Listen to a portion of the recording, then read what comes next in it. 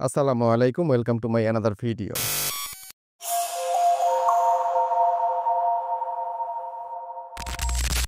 চারদিকে চকচক করছে সোনা। সম্প্রতি সোনার ভান্ডারের সেই ছবি প্রকাশ করেছে মার্কিন মহাকাশ গবেষণা সংস্থা নাসা।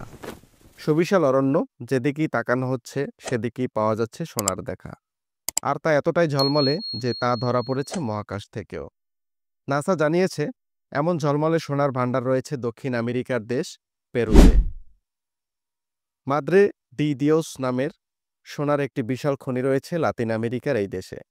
এখানে এতটাই বিশাল জায়গা জুড়ে সোনার খনি রয়েছে যে মহাকাশ থেকেও তা সহজেই দেখা যায়।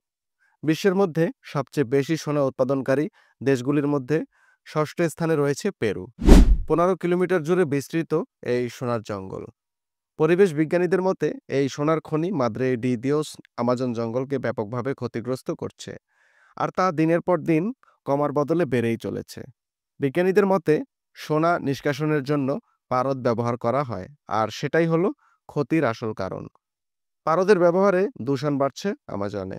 সেখানকার প্রচুর সংখ্যক পরিবার সোনার খনিতে কাজ এবং জঙ্গলে সোনা খুঁজেই নিজেদের জীবন নির্বাহ করে। তাই এ নিয়ে তেমনভাবে কোনো পদক্ষেপ নেওয়া যায়নি এতদিন।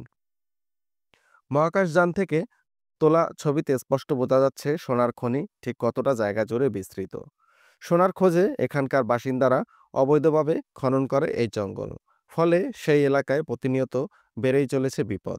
ফলে অ্যামাজনের পাশাপাশি ক্ষতি হচ্ছে পরিবেশেরও। আজকের ভিডিওটি এই পর্যন্তই। সবাই ভালো থাকবেন, সুস্থ থাকবেন। আল্লাহ হাফেজ।